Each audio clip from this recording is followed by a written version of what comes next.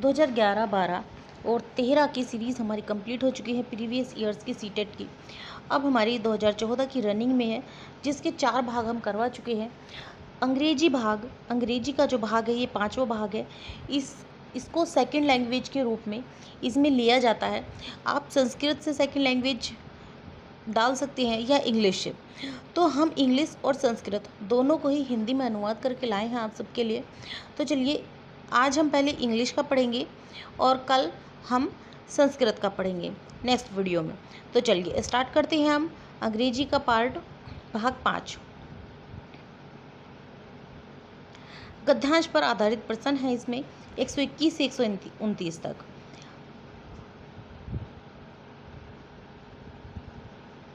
A tiny shed lay deep under the ground, hidden from the sunlight and rain. It felt safe, but it knew that to grow it had to break its shell and push through the heavy soil.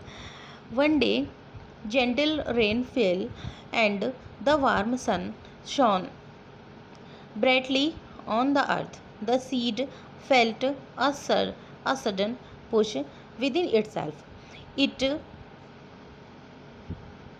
gathered all its strength, split its outer cover, and sent a small green shot upward toward the light. Slowly, day by day, it grew into a strong tree, offering shade to weary travelers and shelter to birds. अब इसका हिंदी अनुवाद देखते हैं। एक छोटा सा बीज जमीन के बहुत नीचे दबा हुआ था, जो धूप और बारिश से छिपा हुआ था। उसने सुरक्षित महसूस किया, लेकिन वह जानता था कि बढ़ने के लिए उसे अपने खोल को तोड़ना होगा और भारी मिट्टी को चीर कर बाहर आना होगा। एक दिन हल्की बारिश हुई और गर्म सूरज धरती पर चमका। बीज ने अपने भीतर एक अचानक खिंचाव महसूस किया। उसने अपनी पूरी शक्ति जुटाई, अपना बाहरी आवरण तोड़ा और प्रकाश की ओर ऊपर एक छोटी हरी कोम्पल भेजी। धीरे धीरे, दिन ब दिन, वह एक मजबूत पेड़ के रूप में विकसित हो गया, जो थके हुए यात्रियों को छाया और पक्षियों को आश्रय देने लगा। देखिए, क्वेश्चन है इसका 121। Where was the seed hidden? बीज कहाँ छुपा हुआ था? इन आ फ्लावर पॉट, एक गमले में। डीप अंडर द ग्राउंड, जमीन के गहरे नीचे। On the branch of a tree, पेड़ की शाखा पर। इन आ विजल, एक बर्तन में। Deep under the ground, B option. गद्यांश की पहली पंक्ति, a tiny shade lay deep under the ground, में स्पष्ट लिखा है कि बीज जमीन के काफ़ी नीचे छिपा हुआ था। What made the seed break its outer cover? किस कारण से बीज ने अपना बाहरी आवरण तोड़ा? The heavy foot steps of a animal, किसी जानवर के भारी कदमों से। The sudden push felt after rain and sunlight, बारिश और धूप के बाद अंदर से महसूस हुए खिंचाव या ऊर्जा से। द विंड ब्लोइंग हार्ड, तेज हवा चलने से। समवन बिगिंग द सॉइल, किसी के मिट्टी खोदने से। बी ऑप्शन सही है, the sudden push felt after rain and sunlight. Question 123। What did the seed send upward toward the light? बीज ने प्रकाश की ओर ऊपर क्या भेजा? आ स्मॉल ग्रीन शॉट, एक छोटी हरी कॉपल। A fully ground flower. A large branch. Deep roots. A option सही है इसका, a small green shot. 124। What is the opposite यानी antonym of the word weary as used in the passage? गद्यांश में वेयरी शब्द का विलोम शब्द क्या है? टायर्ड, थका हुआ। एनर्जेटिक या रिफ्रेश्ड, ऊर्जावान या तरोताजा। सैड, दुखी, स्लो, धीमा। तो इसका बी ऑप्शन सही है, एनर्जेटिक या रिफ्रेश्ड। वेरी का अर्थ थका हुआ होता है, इसलिए इसका विलोम अपोजिट एनर्जेटिक या रिफ्रेज्ड होगा। 125. Identify the part of speech for the word gently in the sentence. Gentle rain feel softly. Gentle शब्द का part of speech पहचानिए। Noun संज्ञा, verb क्रिया, adjective विशेषण, preposition संबंध बोधक। तो इसका सी ऑप्शन सही है, adjective है इसका। 126. What does the tree offer to birds? पेड़ पक्षियों को क्या प्रदान करता है? Water, shelter, soil, clothes. इसका बी ऑप्शन सही है, शेल्टर, छाया देता है, आश्रय देता है। Which tense is primarily used in the narrative passage? इस गद्यांश में मुख्य रूप से किस काल या टेंस का प्रयोग किया गया है? Simple present tense, simple past tense, future tense या प्रेजेंट कंटिन्यूअस टेंस। इसका बी ऑप्शन है, simple past tense.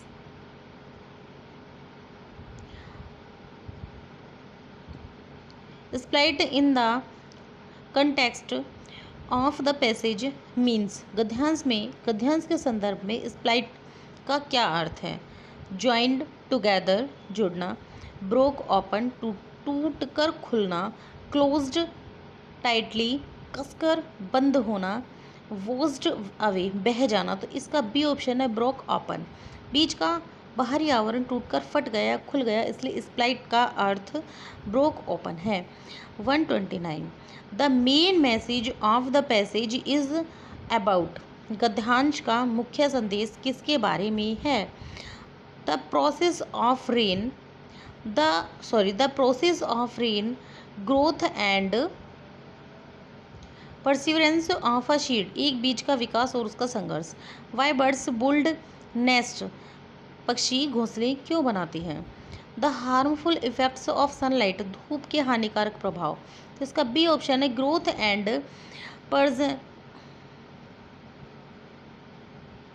परजर्वेंस of a seed. गद्यांश एक छोटे बीज के संघर्ष और पेड़ बनने की विकास यात्रा को दर्शाता है। अब देखिए यहाँ पर पद्यांश 130 से 135 तक यहाँ पर आपको क्वेश्चंस मिलेंगे इस पद्यांश से, जो एक पोयम है इससे।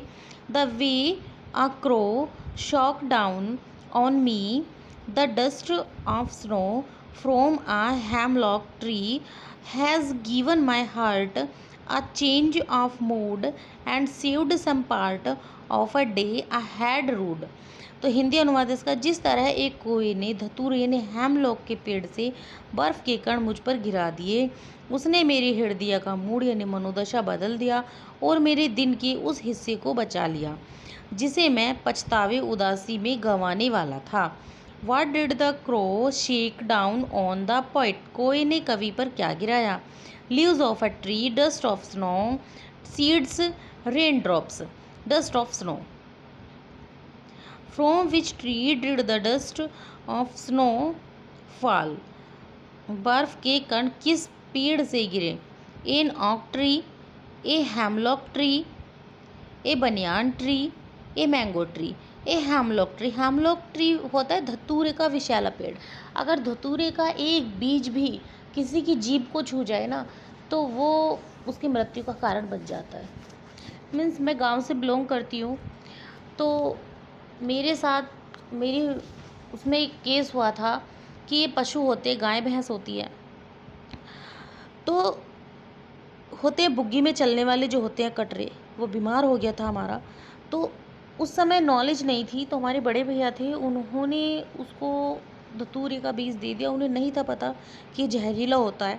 किसी डॉक्टर ने उनको सलाह दी कि धतूरे के कुछ बीज खल में रांध के उसको खिला दो, तो उसके पेट में जो उसके नलिकाएँ रुकी हुई हैं वो खुल जाएंगी। तो उन्होंने उसको दे दिया। उस समय गंगा जी का टाइम था, हम गंगा जी जाने वाले थे, तो कटरा हमारा मर गया। हम लोगों को इतना दुख हुआ, इट मीन्स उस डॉक्टर से भी काफ़ी लड़ाई भी हुई, बट जो हो गया सो हो गया। इसलिए हमेशा हर चीज़ की नॉलेज बहुत ज़रूरी है। उस समय फ़ोन भी नहीं थे कि फ़ोन पे चेक कर लिया जाए कि धतूरा क्या होता है, नहीं था पता। तो तब पता चला कि धतूरे का जो पेड़ होता है वो विशाला होता है। तो हमने इट मीन्स सभी से, जितने भी हमारे जानने वाले लोग थे, सबको बताया कि धतूरे का विशाला पेड़ पौधा है उसको छूना भी मत। तो ये एक नॉलेज वाली बात है, मैं एक खुद का एक्सपीरियंस से बता रही हूँ कि जो चीज़ विज़ैली है उसको छूना भी नहीं चाहिए। What effect did the falling snow have on the poet? गिरती हुई बर्फ का कवि पर क्या प्रभाव पड़ता है? It made him angry. It changed his mood positively. It made him sick. He started crying. तो इसका बी ऑप्शन है, it changed his mood positively. The word rude in the poem means, कविता में रूड शब्द का क्या अर्थ है? एंजॉयड आनंद ले लिया, हेल्ड इन रिग्रेट पछतावा या उदासी में होना, सेलिब्रेटेड जश्न मनाना, या प्लान्ड योजना बनाना। तो इसने हेल्ड इन रिग्रेट या फेल्ट सैड अबाउट। रूड का अर्थ होता है किसी बीत रहे दिन पर पछतावा या उदासी महसूस करना। What is the rhyme scheme of the first stanza? पहले गद्यांश की तुकबंदी शैली क्या है? A B B, A B A B C A B C B. इसका बी ऑप्शन है A B.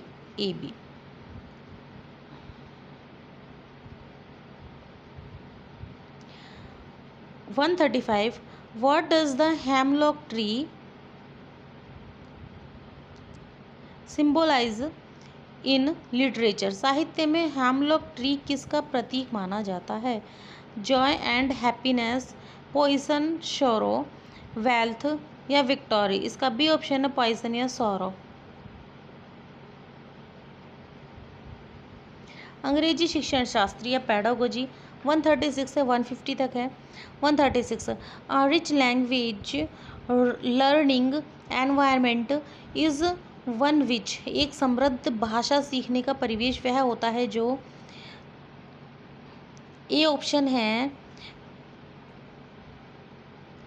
Focuses only on grammar drills, केवल व्याकरण के अभ्यास पर ध्यान दे, provides ample opportunities for learners to see notice and use language, शिक्षार्थियों को भाषा देखने, समझने और प्रयोग करने के प्रचुर अवसर दी।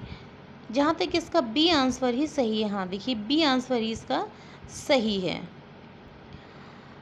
137 according to Noam Chomsky children possesses an innate capacity to acquire language termed as। Noam Chomsky के अनुसार बच्चों में भाषा अर्जन की जन्मजात क्षमता होती है जिसे कहा जाता है A language processing unit, B language acquisition device LED, language learning system LLS, universal grammar engage UGE. तो इसका बी ऑप्शन सही है LAD language acquisition device. Noam Chomsky ने प्रतिपादित किया था कि मनुष्य के मस्तिष्क में लैड यानी भाषा अर्जन यंत्र जन्मजात होता है।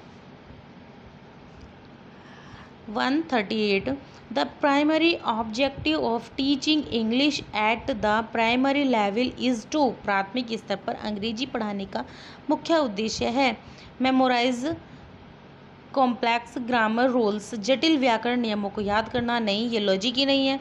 एक सेकेंड, क्या प्राइमरी स्कूल में ग्रामर को पढ़ाया जा सकता है? नहीं, और वो भी याद करवाना बिल्कुल भी नहीं, पॉसिबल ही नहीं है। डेवलप बेसिक कम्युनिकेशन स्किल्स, बुनियादी संप्रेषण यानी अभिव्यक्ति कौशलों का विकास करना। शेक्सपियर का साहित्य पढ़ाना बिल्कुल भी नहीं, शेक्सपियर को तो वो जानते भी नहीं है। प्रतियोगिता परीक्षा, उनके दिमाग में कहाँ प्रतियोगिता परीक्षा आएंगी? प्रतियोगी शब्द को वो पहचानते भी नहीं है कि इसका मीनिंग क्या है। तो इसका बी ऑप्शन ही सही है डेवलप बेसिक कम्युनिकेशन स्किल्स। प्राथमिक स्तर पर भाषा का मुख्य ध्येय अपनी बात को सरलता से कह पाने और समझने का कौशल विकसित करना है।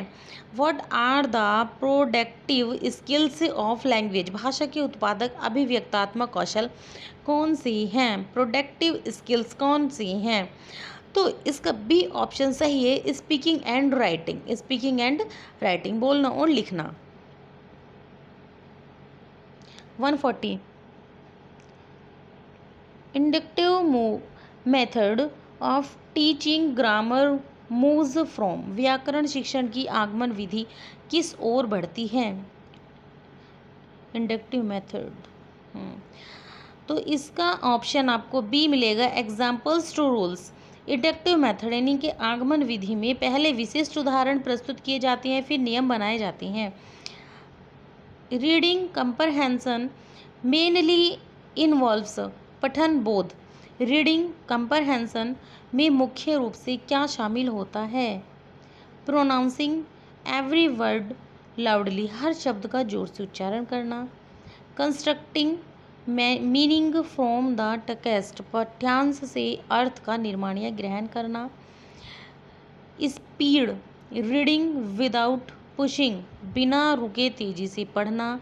आइडेंटिफाइंग स्पेलिंग एरर, वर्तनी की गलतियां पहचानना। तो इसका बी ऑप्शन सही है, constructing meaning from the text. पठन का वास्तविक अर्थ केवल शब्दों का उच्चारण नहीं बल्कि पढ़े गए वाक्य का अर्थ समझना है। 142 a teacher uses real objects like fruits and toys to teach vocabulary in primary class. These objects are called, प्राथमिक कक्षा में शब्दावली सिखाने के लिए शिक्षिका वास्तविक वस्तुओं जैसे फल और खिलौनों का उपयोग करती है। इन्हें क्या कहा जाता है? रियालिया, टीचिंग एड्स, प्रॉप्स, मॉडल्स। तो इसका रियालिया कहा जाता है, ये ऑप्शन इसका सही है। Multi lingualism in a language classroom should be viewed as, भाषा की कक्षा में बहुभाषिकता को किस रूप में देखा जाना चाहिए? A burden on the teacher, a asset, resource for teaching learning. जहाँ तक है इसका बी ऑप्शन ही सही है। हाँ, बी ऑप्शन इसका सही है। एनसीएफ और आधुनिक शिक्षा शास्त्र के अनुसार बहुभाषिकता कक्षा में बाधा नहीं बल्कि एक महत्वपूर्ण संसाधन है। Remedial teaching in is conducted for learners who, उपचारात्मक शिक्षण उन शिक्षार्थियों के लिए किया जाता है जो फेस लर्निंग गैप्स और डिफ़िकल्टीज इन स्पेसिफिक कंसेप्ट्स, विशिष्ट अवधारणाओं में अधिगम अंतराल या कठिनाइयों का सामना करती हैं। B option always score the highest marks. C wish to study advanced literature. D are regularly absent, जो नियमित अनुपस्थित रहते हैं। इसका ए ऑप्शन सही है, फेस लर्निंग गैप्स और डिफ़िकल्टीज इन स्पेसिफिक कंसेप्ट्स। निदानात्मक परीक्षण के बाद छात्रों की अधिगम संबंधी कमियों को दूर करने के लिए रेमेडियल टीचिंग दी जाती है। Continuous and comprehensive evolution CCE aims at assessing, सतत एवं व्यापक मूल्यांकन का उद्देश्य किसका आकलन करना है? स्कॉलेस्टिक एस्पेक्ट्स ओनली, केवल शैक्षणिक पहलुओं का। बोथ स्कॉलेस्टिक एंड को स्कॉलेस्टिक एस्पेक्ट्स, शैक्षणिक और सह शैक्षणिक दोनों पहलुओं का। Marks obtained in term and exams, सत्रांत परीक्षा में प्राप्त अंकों का। रोट मेमोराइजेशन पावर, रटने की क्षमता का। तो इसका बी ऑप्शन है, बोथ स्कॉलेस्टिक एंड को स्कॉलेस्टिक एस्पेक्ट्स CCE बच्चे के सर्वांगीण विकास या शैक्षणिक सह शैक्षणिक के निरंतर आकलन पर जोर देता है। 146 स्टूडेंट्स पोर्टफोलियो कंटेन्स, छात्र के पोर्टफोलियो में होता है ओनली टेस्ट रिपोर्ट कार्ड्स, केवल test report card. A collection of students work over a period of time showing growth, समय के साथ छात्र द्वारा किए गए कार्यों का प्रमाणिक संग्रह जो उसकी प्रगति दिखाता है। सी कंप्लेंट्स फाइल्ड बाय टीचर्स, शिक्षकों द्वारा दर्ज की गई शिकायतें। अटेंडेंस रजिस्टर रिकॉर्ड, उपस्थिति रजिस्टर के रिकॉर्ड। तो इसका बी ऑप्शन सही है, अ collection of students work over a period of time showing growth. Portfolio किसी समावधि में छात्र के शैक्षणिक व सह शैक्षणिक कार्यों का एक व्यवस्थित रिकॉर्ड होता है। 147. Which approach lays emphasis on meaningful communication rather than structural correctness? कौन सा दृष्टिकोण संरचनात्मक शुद्धता के बजाय अर्थपूर्ण संप्रेषण पर बल देता है? Grammar translate method, communicative language teaching, direct method, audio lingual method. तो इसका बी ऑप्शन सही है, कम्युनिकेटिव लैंग्वेज टीचिंग। CLT दृष्टिकोण का मुख्य बल इस बात पर होता है कि बालक वास्तविक जीवन की स्थितियों में भाषा का अर्थपूर्ण प्रयोग कर सकें। Formative assessment helps the teacher to रचनात्मक या निर्माणात्मक आकलन शिक्षक की मदद करता है। रचनात्मक या निर्माणात्मक आकलन शिक्षक की मदद करता है, ये क्वेश्चन है। Option A, grade and rank students publicly छात्रों को सार्वजनिक रूप से रैंक देने में। Provide ongoing feedback during the teaching learning process शिक्षण अधिगम प्रक्रिया के दौरान निरंतर फीडबैक देने में। Detain weak students in the same class कमजोर छात्रों को उसी कक्षा में रोकने में। कंडक्ट फाइनल बोर्ड एग्जामिनेशंस अंतिम बोर्ड परीक्षाएं आयोजित करने में। तो इसका बी ऑप्शन सही है, provide ongoing feedback during the teaching learning process. Formative assessment का उद्देश्य पढ़ाई के दौरान ही सुधार के अवसर देना है और निरंतर फीडबैक प्रदान करना है। Storytelling in the primary English classroom is mainly used to प्राथमिक अंग्रेजी कक्षा में कहानी सुनाना मुख्य रूप से किस लिए प्रयोग किया जाता है? मेंटेन स्ट्रिक्ट डिसिप्लिन सख्त अनुशासन बनाए रखने के लिए। Engage learners holistically in language acquisition भाषा अर्जन में बालकों को समग्र रूप से संलग्न करने के लिए। टीच स्पेलिंग रूल्स वर्तनी नियम सिखाने के लिए। कंप्लीट द सिलेबस क्विकली पाठ्यक्रम जल्दी पूरा करने के लिए। Engage learners holistically in language acquisition B option इसका सही है। कहानियाँ बच्चों की कल्पनाशीलता, सुनने के कौशल और भाषा अर्जन की क्षमता को प्राकृतिक तरीके से बढ़ाती है। 150 a teacher ask students to scan a text quickly to find specific information like dates और names. This reading strategy is called एक शिक्षिका छात्रों को तारीखें या नाम जैसे विशिष्ट जानकारी खोजने के लिए किसी पाठ को तेजी से देखने को कहती हैं। इस पठन रणनीति को क्या कहा जाता है? स्कैनिंग। तो इसका बी ऑप्शन सही है, स्कैनिंग इसको कहा जाता है। तो हमारा जो ये भाग था ये हमारे यहीं पर ख़त्म हो चुका है। ये पार्ट यहीं पर ख़त्म होता है हमारा ये पार्ट।